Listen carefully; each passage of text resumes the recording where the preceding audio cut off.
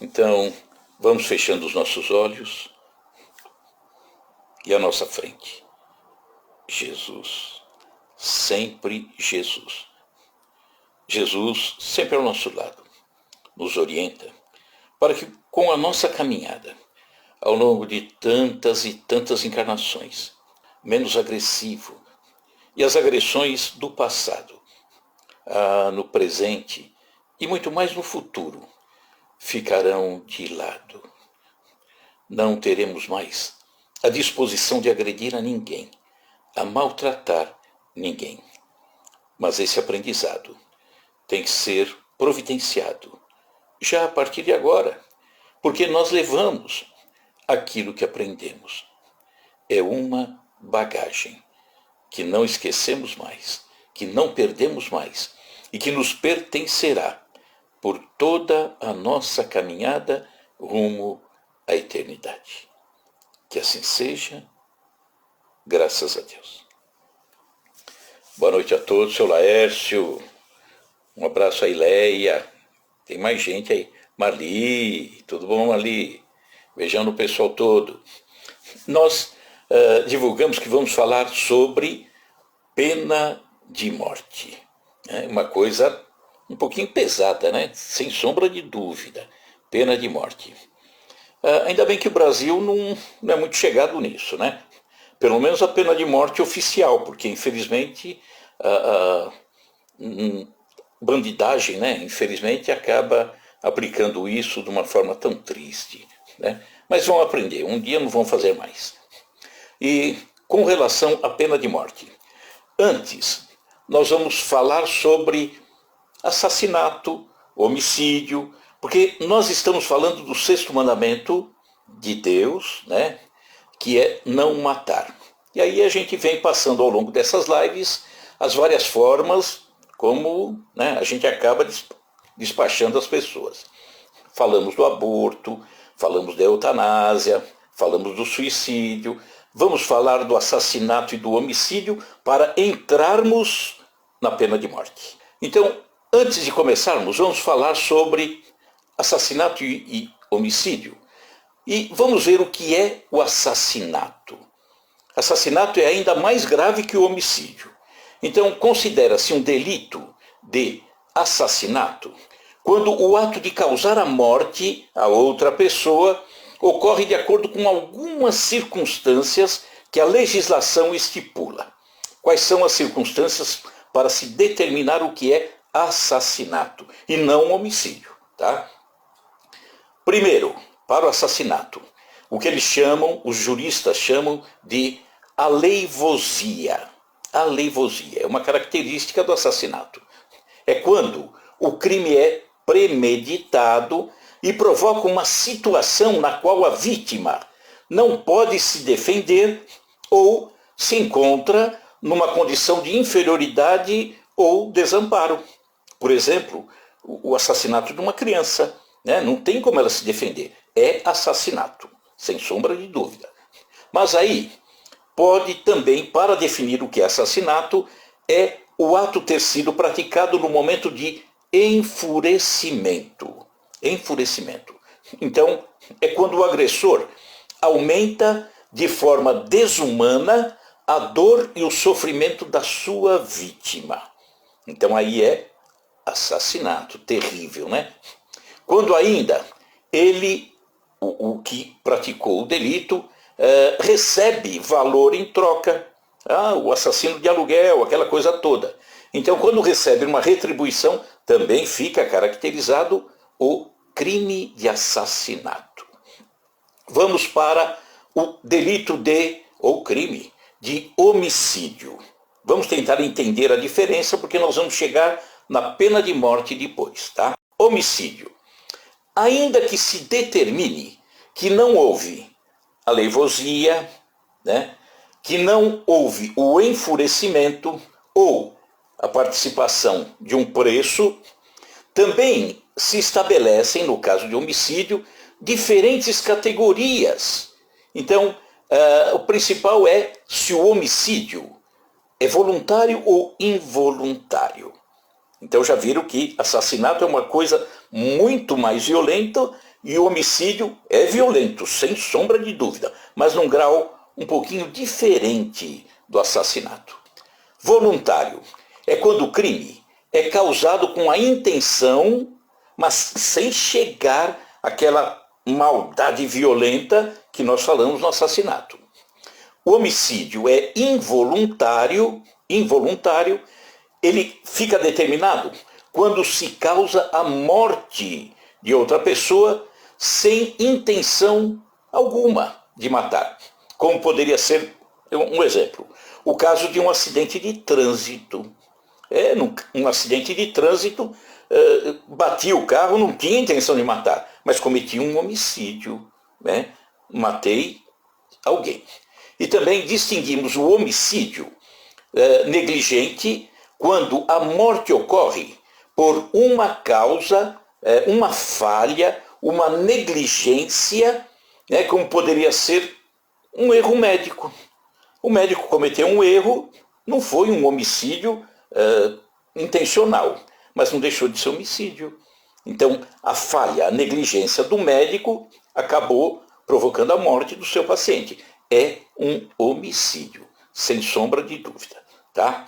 Então, falamos nesse geral, vamos seguir um pouquinho mais dentro do tema homicídio e assassinato para chegarmos na pena de morte.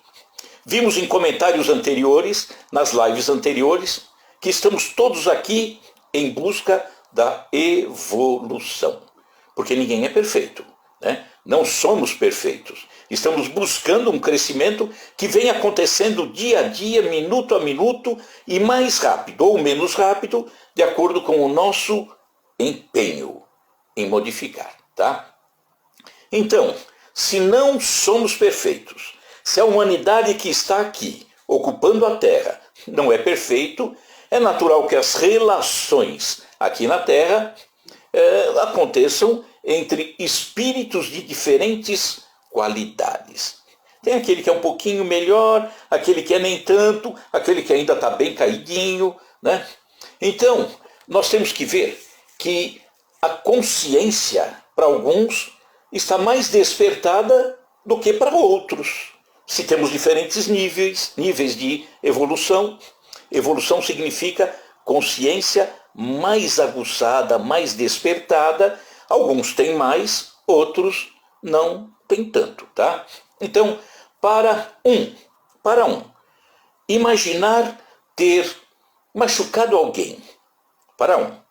Eu falei uma coisa, talvez o outro tenha entendido mal. Nossa, acho que eu machuquei, acho que eu maltratei aquela pessoa. Meu Deus, é terrível. Por quê? Às vezes ele nem falou, ele imagina ter falado. Mas a sua consciência já despertou tanto que ele não quer machucar ninguém. E quando ele imagina ter machucado, aquilo é uma dor terrível. E para outro, uma agressão violenta, matar, estuprar, roubar, seja o que for, nada representa para ele. Nada representa. Ele é capaz de assassinar, chegar em casa, lavar as mãos, né, trocar de roupa, deitar e dormir como um anjo. Olha que situação, né? Tá? Então, para uma vírgula incomoda e para outro um caminhão atropelando não é nada, né? Então, é natural que na Terra exista uma convivência entre o bem e o mal, como convive mesmo. É natural, está aí, né?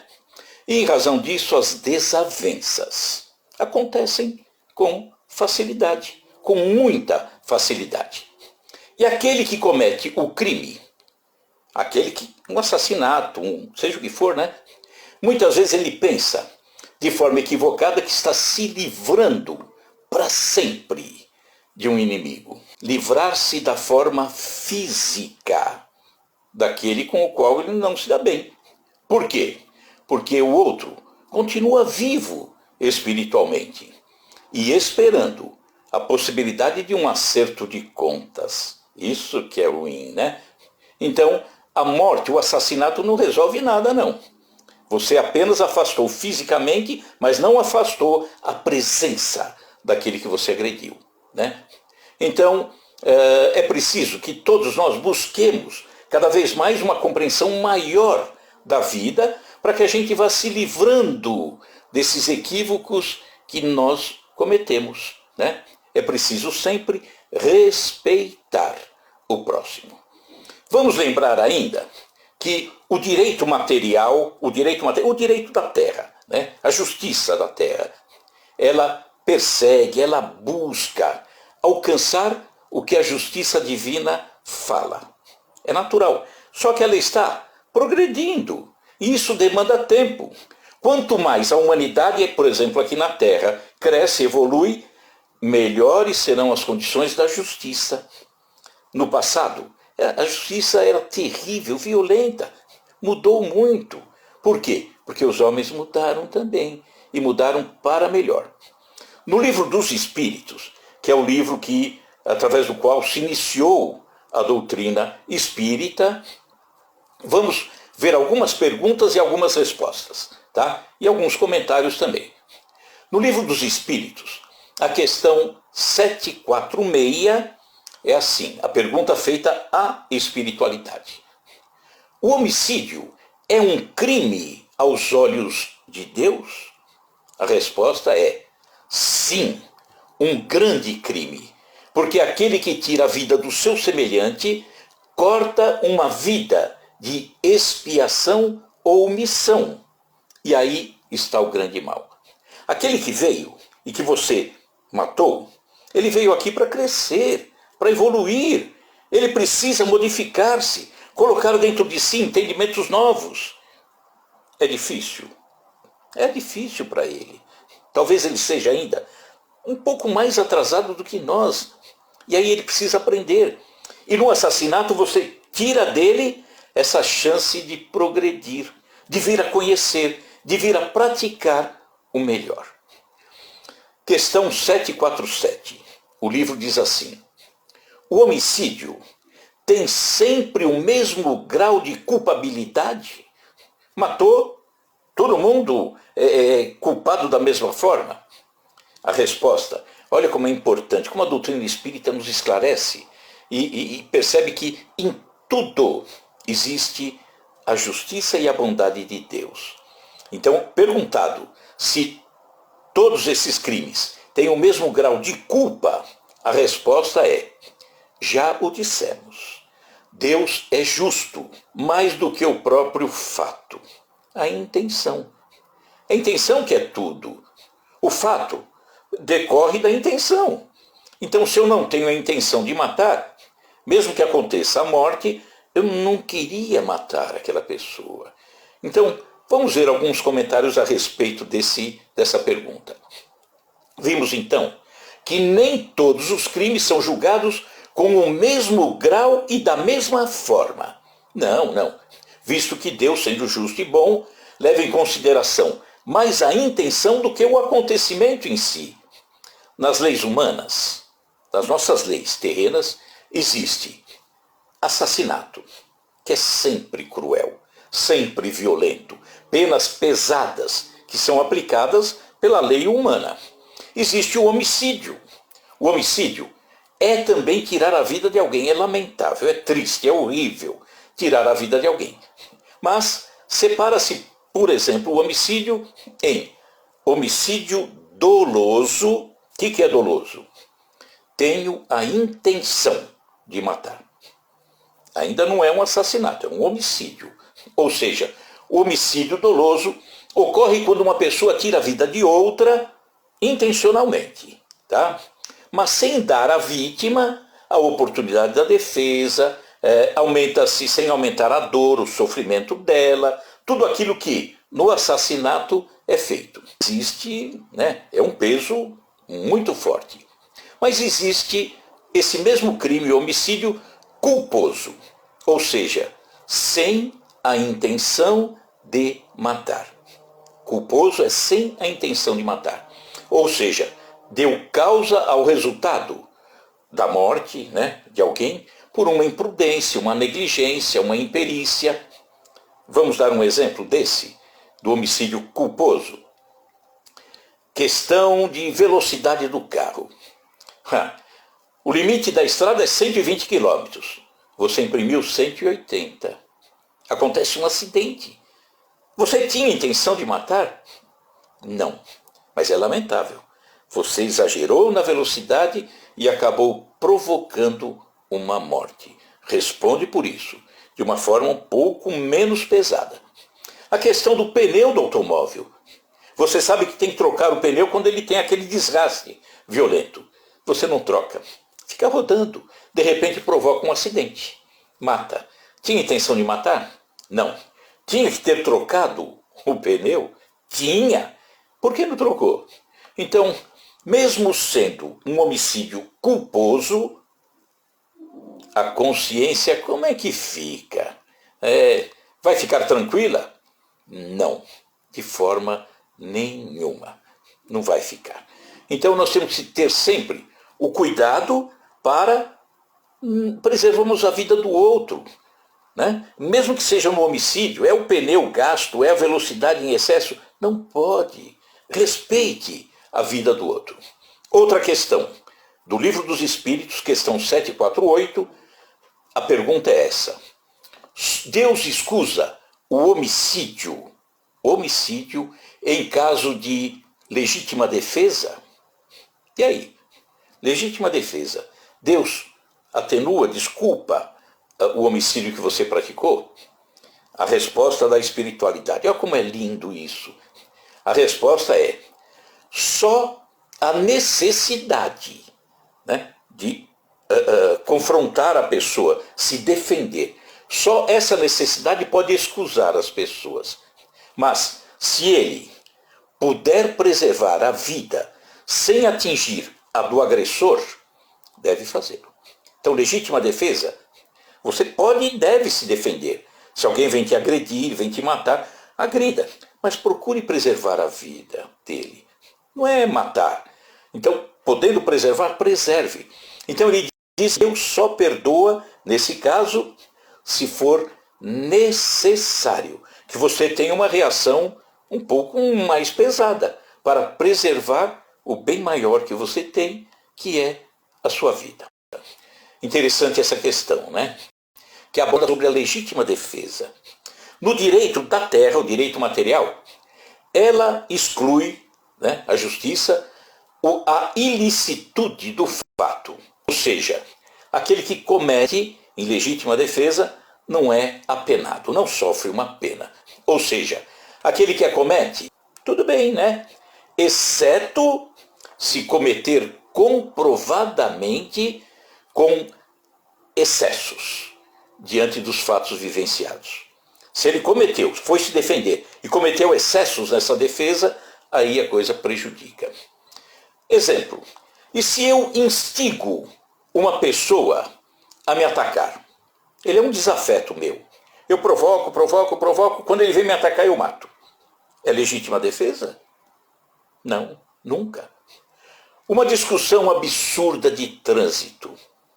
E ao ser atacado, eu me defendo matando a pessoa? Não devia ter discutido no trânsito. Deveria ser, né, um pouco mais controlado. Então, espiritualmente falando, entende-se que a necessidade atenua a culpa pelo homicídio. Mas a vida deve ser preservada sempre que houver chance.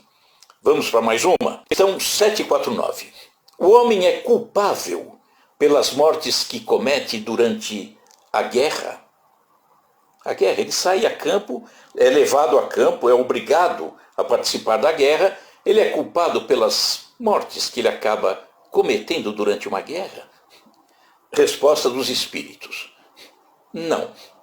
Quando ele é constrangido pela força, ele é obrigado a defender a terra dele, ele está dentro daquela missão, ele não é culpado porque ele foi impedido a fazer aquilo. Nós vamos ver depois que quando o militar foge da sua obrigação, mesmo no Brasil, ele é passível de pena de morte, porque fugiu da sua obrigação de militar. Mas, se ele não é culpado pela morte que ele teve que cometer durante uma guerra, ele é culpável, sim, pelas crueldades que comete e ser-lhe-á levada em conta a sua humanidade. Durante a guerra, ele foi obrigado a matar alguém. Mas ali, ele matou aquele, o outro estava passando do lado, ele matou também. Não importa. Aí ele descambou. Começou a matar, crueldades, vários tiros. Não, aí não. Aí ele não pode ser desculpado. Tá? Então, em casos de guerra, a questão nos traz que aquele que cometer homicídio em face de uma guerra não é culpado, mas apenas se ele estiver agindo constrangido pela força que o impele. É militar, tem que cumprir aquela missão. Então, crueldades e falta de humanidade serão levadas em conta no plano espiritual. Quando falamos que será levado em conta no plano espiritual, é levado em conta na própria consciência. Ele sabe que fez maldade, sabe que exagerou.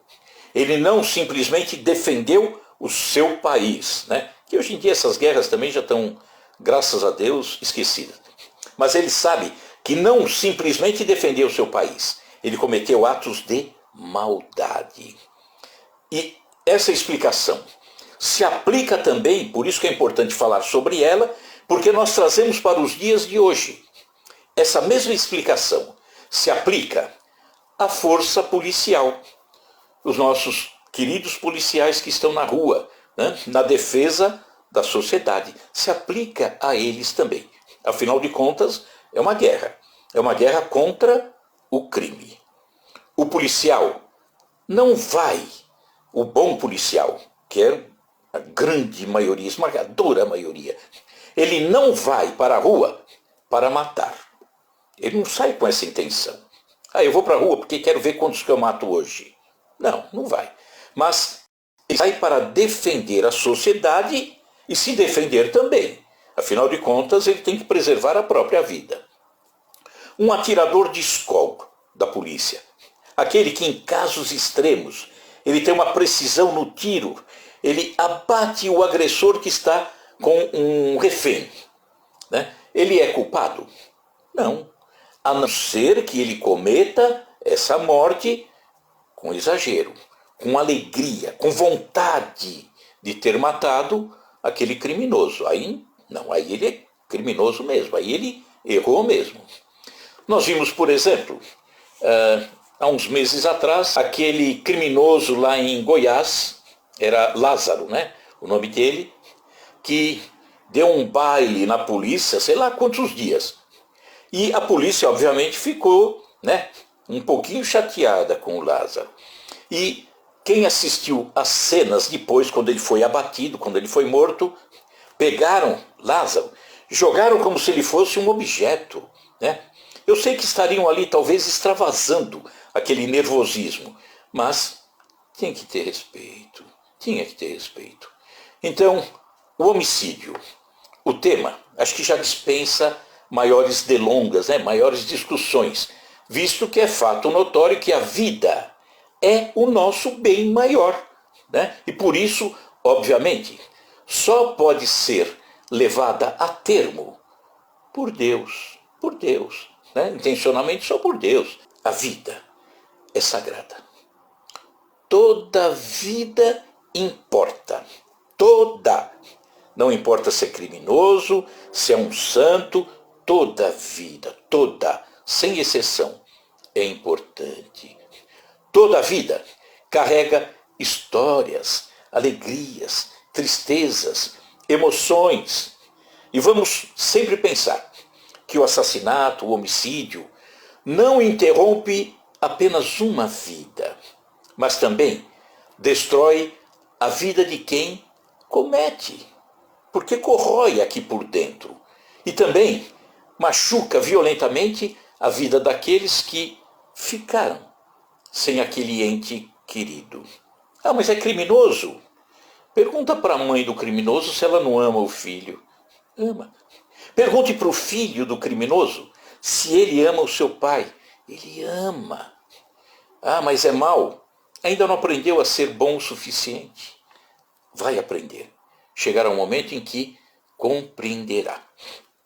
Então, dentro disso que nós vimos, muito importante, o assassinato, o homicídio, nós vamos entrar então agora. Pena de morte. O que é pena de morte? Será que é homicídio, é assassinato? Acho que já ficou claro, né? O que é. Então vamos fazer um resumo bem rápido de pena de morte. No passado, pena de morte era um espetáculo que acontecia em praça pública. Vamos ver na Inquisição, aqueles que eram condenados iam para a fogueira. Era a ideia de que o fogo purificava aquele espírito. Ali, na época, Idade Média, a forca, né? França, a guilhotina. Hoje, 58 países ainda aplicam a pena de morte. Século XXI. Casos como homicídios, espionagem, falsa profecia, estupro, adultério, homossexualidade, corrupção, tráfico de drogas, não seguir a religião oficial do país é motivo para pena de morte. Métodos aplicados. Vamos ver bem como que acontecem por esse mundo afora. No islamismo, a traição, tanto do homem como da mulher, apedrejamento. Acontece muito. Países asiáticos, mais comum o fuzilamento. Estados Unidos, cadeira elétrica e injeção letal. Mudaram. Por que isso? Porque eles queriam uma forma, parece mentira, mais humana de executar a pessoa.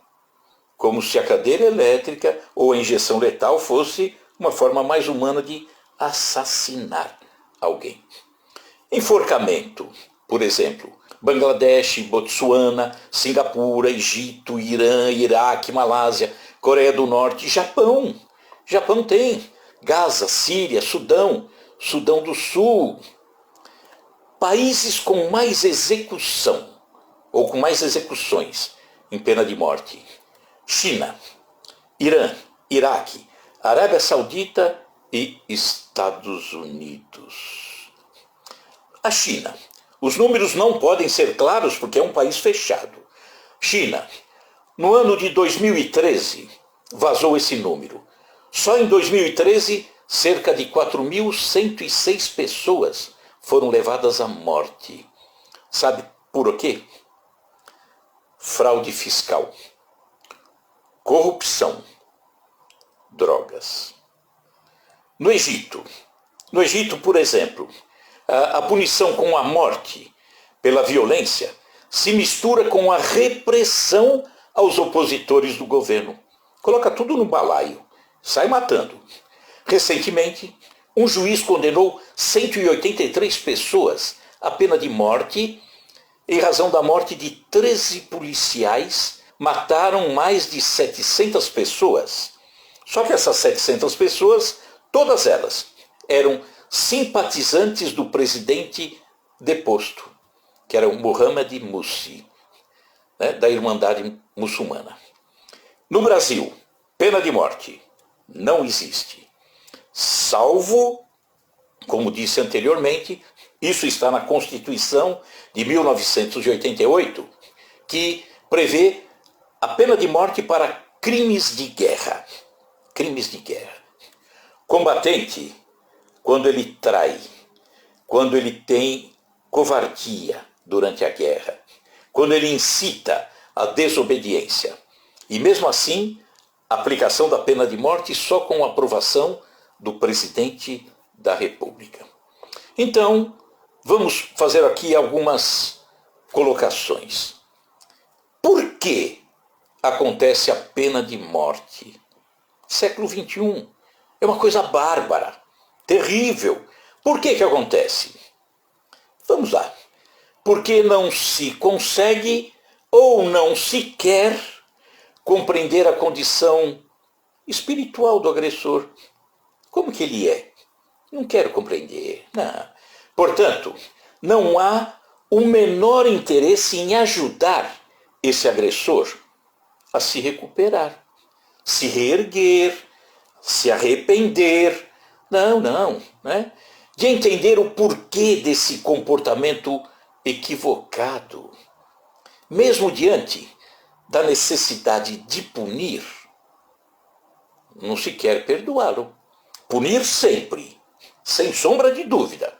Mas ele precisa ser ajudado, auxiliado. Devolver na mesma moeda? Não.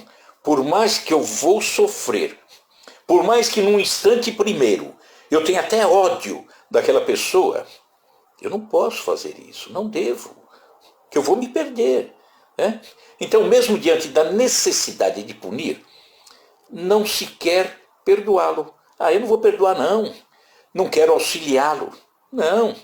É muito mais fácil descartá-lo, como se ele fosse um objeto e não um ser humano que está aqui para evoluir, para crescer, para deixar essa inferioridade dele de lado. E é aqui que ele vai tentar fazer isso, né? Então, pena de morte nada mais é que um assassinato, e o mais cruel possível, promovido pelo Estado. Mais cruel que um assassinato comum. É um assassinato cometido com dia e hora marcada. Imagine aquele ser que está lá preso, no corredor da morte. Olha, meu amigo, falta 5 dias. Agora faltam 4 dias e 23 horas. Vai se preparando para morrer. Olha a crueldade disso. Mas ele merece? Não, não merece. Ele merece ser ajudado. Merece ser privado da sua liberdade, sem sombra de dúvida. Mas não ser de uma forma mais cruel do que aquela que ele praticou. A pena de morte é um assassinato com todo um ritual programado. Espectadores, alardes, propaganda. A pena de morte é um assassinato com a mais extrema vingança e covardia que se pratica. E que não resolve de nada. Não altera nada. Pelo contrário, altera para pior. O crime cometido continua. Né? Cometeu o crime, acabou. Só que aquele que é executado por uma pena de morte terá sua situação ainda mais agravada. Ele é cego. Ele não compreende. Ele precisa ser ajudado. Ele precisa crescer. Ele precisa ativar sua consciência. E ele ainda não consegue fazer isso. Ele ainda não se dá conta do crime que praticou, da dor que espalhou, dos órfãos que ele deixou. Não passa pela cabeça dele. Ele é doente. Ele precisa ser ajudado. Ele não consegue perceber o mal que fez. Mas o mal que fizerem a ele, ele percebe. Ele foi assassinado. Assassinado de uma forma terrível, hora marcada, cercado de toda vingança. Isso marca aquele coração também, por mais cruel que ele seja. Então, o assassinato, através da pena de morte, é um combustível fantástico para um processo obsessivo mais violento possível. Ele vai ser o obsessor terrível daqueles que o assassinaram através da pena de morte.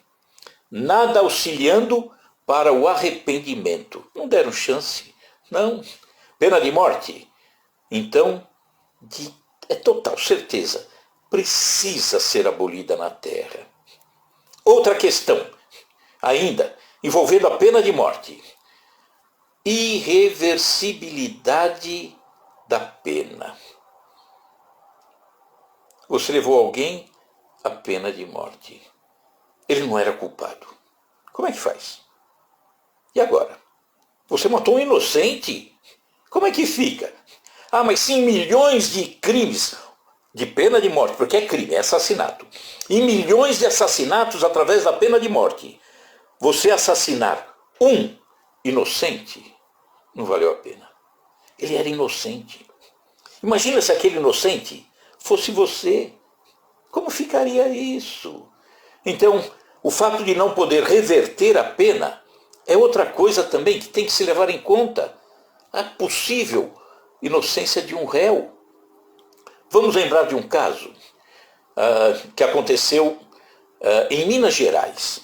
No ano de 1937 ficou marcado o crime, ou o caso, dos irmãos Naves. Dois irmãos que foram julgados, eles teriam assassinado um primo para ficar com o dinheiro dele. E o policial da época tinha que dar um jeito de solucionar o caso. 1937 era o regime Vargas que estava aí. E como é que fica? Não, o Estado Novo não pode aceitar isso, não. Temos que achar o culpado. E aí o policial que estava analisando o caso teve que achar o culpado. Fabricou os culpados, os dois irmãos. E receberam uma pena de 20 e tantos anos. Não foi de morte. 20 e tantos anos de prisão. Eles sempre alegando inocência. No meio da pena, um pouquinho além do meio, 15 anos cumprindo pena, os dois, o assassinado apareceu na cidade. O primo dele. E como é que fica? Bom, correram lá e libertaram os dois. Como é que fica? Como é que fica se os dois irmãos tivessem sido assassinados pela pena de morte? Terrível, né? Muito complicado. Nós vamos ver que é necessário sempre dar a oportunidade do arrependimento, mas na prisão. É criminoso, é na prisão. Mas tem que ter a oportunidade do reerguimento, do aprendizado, do arrependimento. Caso contrário, quando chegar o seu prazo de validade, ele desencarna levando consigo a maldade que cometeu, ou não. Vamos ver uma história que fala a respeito da mulher adúltera, há 2000 anos atrás, com Jesus. Vejam esses pontos. Tá? Nós sabemos que a lei mosaica ela previa a morte por apedrejamento no caso de adultério. E Jesus orientou a mulher adúltera, para que ela não errasse de novo, se é que errou, mas não erra de novo. Simão Pedro, o discípulo, não se conformava com a atitude de Jesus. Ele errou, é pedrada, temos que matar. Então, nós vamos contar uma história que está narrada num livro chamado Contos e Apólogos, psicografia de Chico, ditado pelo espírito Irmão X, ou Humberto de Campos, que fala sobre a lição do discernimento. Nós temos que aprender a separar as coisas, discernir. E a história é assim. Finda a cena brutal em que o povo pretendia lapidar, matar a pedrada, a mulher infeliz na praça pública. Pedro, que seguia o Senhor de perto, interpelou-o zelosamente e disse: Mestre, desculpando os erros das mulheres que fogem ao ministério do lar, não estaremos oferecendo apoio à devassidão? Abrir os braços no espetáculo deprimente que acabamos de ver não seria proteger o pecado? Jesus meditou e respondeu: Simão, seremos sempre julgados pela medida com que julgarmos os nossos semelhantes. Olhem, cuidado.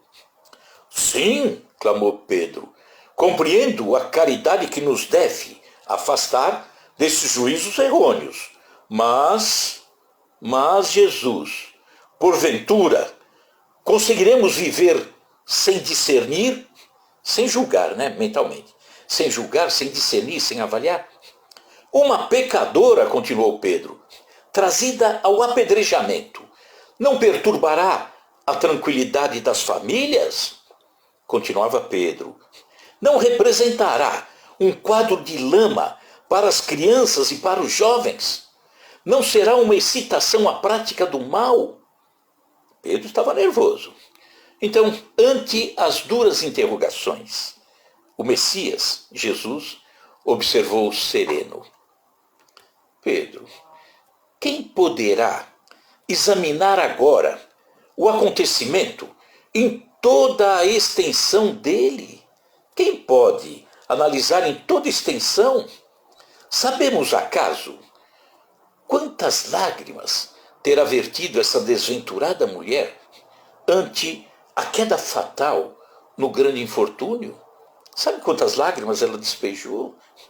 Quem, Pedro, quem terá dado a esse pobre coração feminino? E quem sabe, Pedro, essa desditosa irmã terá sido arrastada à loucura, atendendo a desesperadoras necessidades? O discípulo Pedro, contudo, no propósito de exalçar a justiça, ele não entendia bem.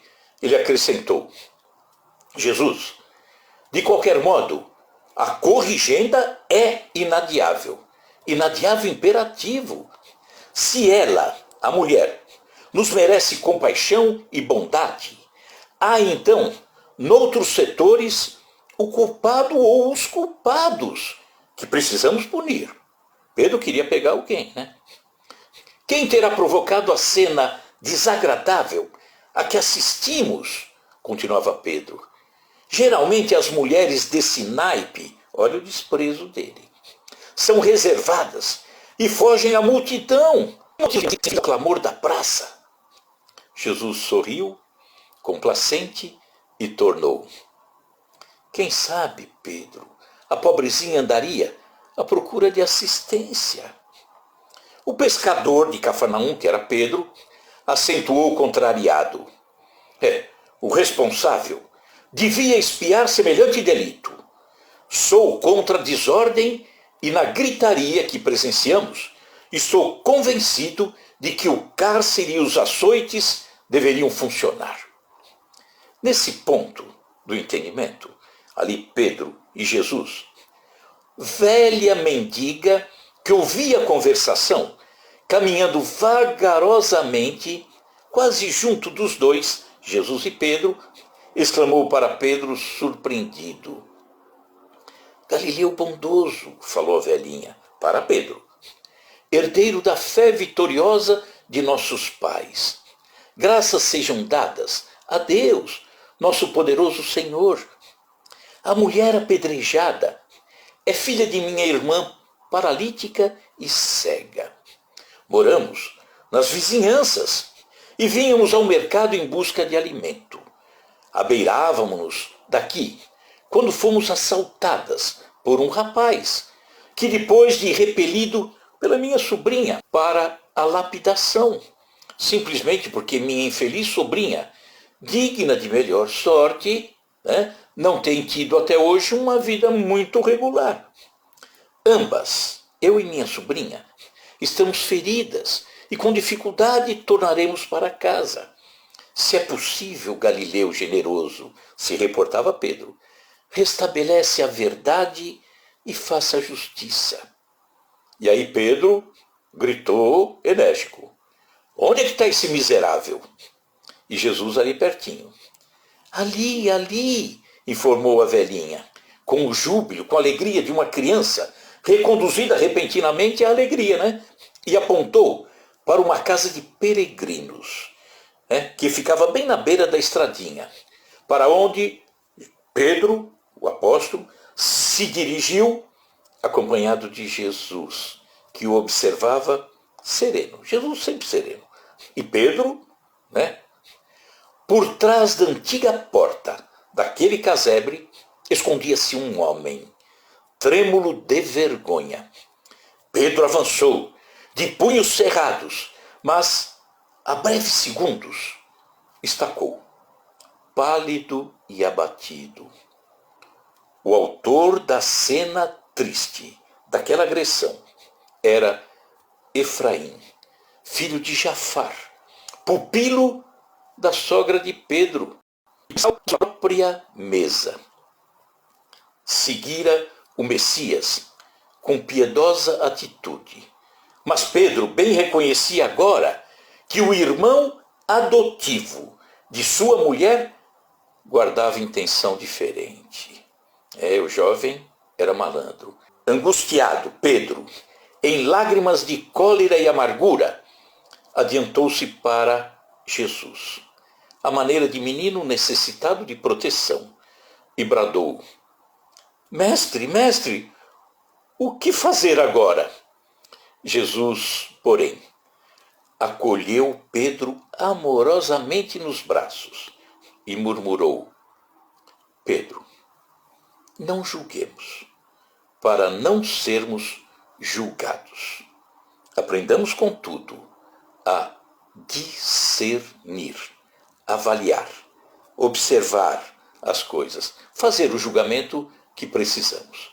Então, já dissemos anteriormente que, para nós, pena de morte não. É necessário aplicar pena de vida. Pena de vida. Precisamos de uma justiça que seja feita de forma correta. Justiça. Privação de liberdade. Mas não um depósito de delinquentes, como acontece hoje, mas uma prisão que seja feita com dignidade, que dê chance de recuperação, de arrependimento, para que a pessoa perceba exatamente o que ela fez. Você defende pena de morte? Não sei se eu fui, por enquanto. Ainda tem mais coisas para falarmos na próxima live. Será que você continua ainda defendendo pena de morte? Entrando no coração, na cabeça daquela pessoa, para ter certeza que ela era culpada? Que a coisa não aconteceu de forma diferente daquela que a justiça achou que aconteceu? Será que aquele criminoso, entre aspas, não foi fruto de uma busca da lei, que não achando o culpado, pegou alguém e passa a ser o culpado agora?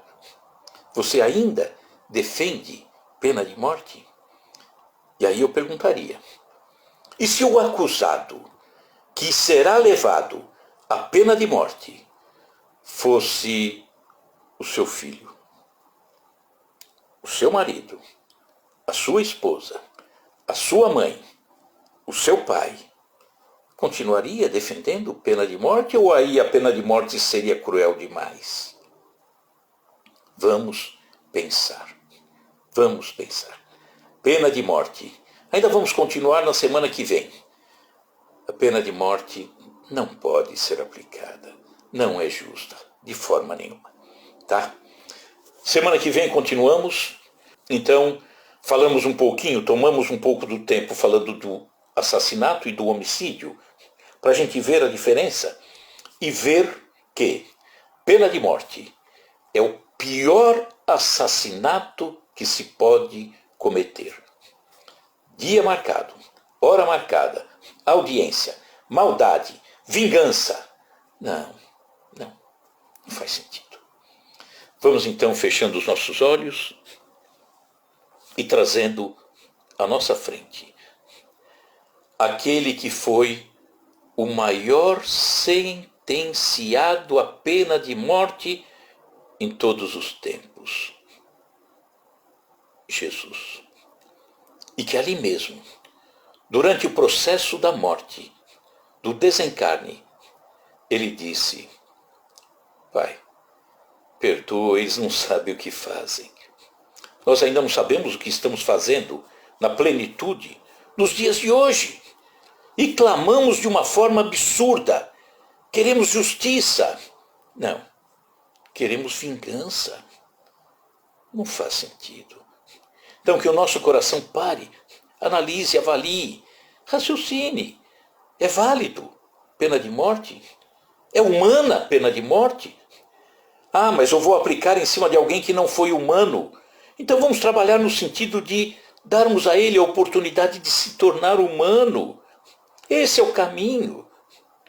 Então, Jesus, nós te pedimos, esteja sempre conosco, orientando o nosso coração, para que se abra à nossa frente um entendimento cada vez maior e entender que você, Jesus, foi o maior sofredor com relação à pena de morte, porque você não tinha culpa alguma, só amor, só carinho, só dedicação. E nós te matamos, te levamos a pena de morte. E mesmo assim, Pai, perdoa, porque nós não sabíamos o que estávamos fazendo. Será que continuaremos cometendo isso nos dias de hoje? Se já sabemos, Jesus, precisamos tanto de você. Que assim seja, graças a Deus. Semana que vem, juntos novamente, né, Luiz, Áurea, todos nós, juntos novamente e continuarmos no mesmo tema, pena de morte. Mas durante essa semana, convido a vocês, avaliem isso, busquem para ter um entendimento cada vez maior. E ano que vem, quando falarmos de pena de morte, você vai ter mais certeza que é um absurdo, tá bom? Jesus no coração, álcool gel na mão, tá bom? Um grande abraço a todos vocês, obrigado pelo carinho, pela presença e semana que vem, juntos novamente, tá? Tchau, tchau. Obrigado, viu?